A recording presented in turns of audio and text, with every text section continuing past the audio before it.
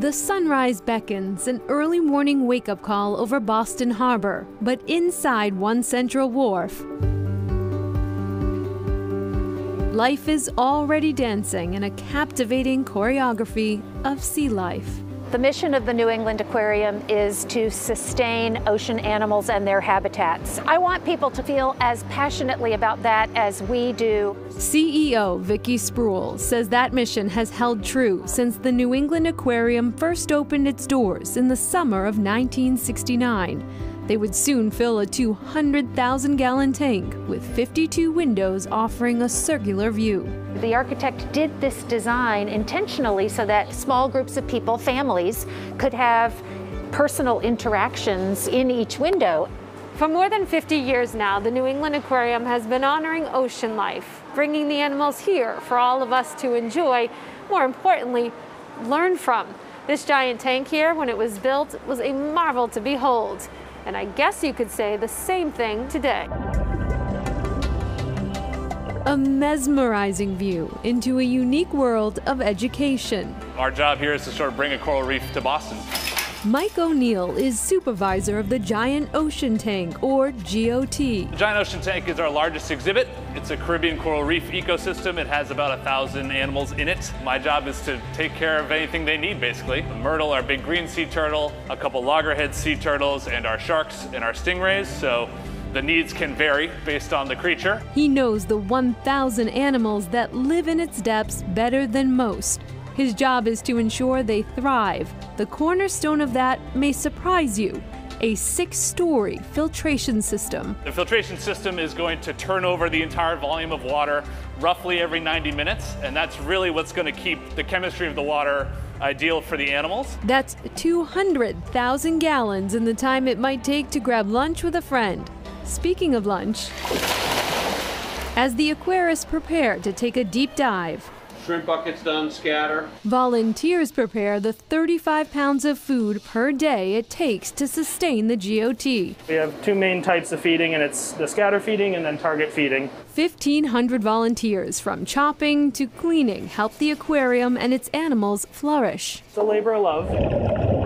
To help maintain a seamless synergy among species, the aquarium adheres to a strict feeding schedule. We do keep predators and prey in this exhibit together. Most of any of the needs of the predators are going to be met by what we are offering them. But how do you know who ate and who didn't? Some of the fish are targeted using these boxes. Others are trained.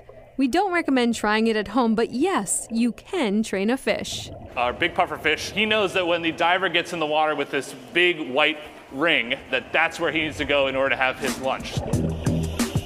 Weighing in at a svelte 515 pounds, the matriarch of the tank and perhaps the building, Myrtle the turtle. She's probably 70 years old and more closely towards like the 90-year range. Seen by more than 1 million visitors, she is an avid explorer of the world around her. Most activities that go on in the exhibit, she wants to get a closer look at.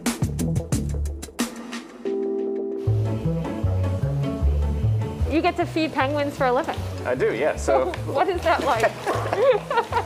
It can be a little hectic at times. Brendan Dugan, penguin aquarist, might have one of the coolest jobs around. The water helps. That's brought in from chilly Boston Harbor. 2 species of penguins live at the aquarium: African penguins, known for their loud call, and the rock hoppers with their rock-hopping feather dews. Each have different educational names. Treasure is named after the Treasure oil spill that happened in 2000, where about 20,000 birds were affected. Dugan recognizes all of them, keeps track of their diets, uses feeding time as an optimal space to monitor their health. We do feed them 5 different types of fish throughout the week, make sure that we're not taking too much from one fish source. Today is sardine day, so it's not all their favorites. No, it's not, but bring on the capelin. Head first if you want to dip it in the water.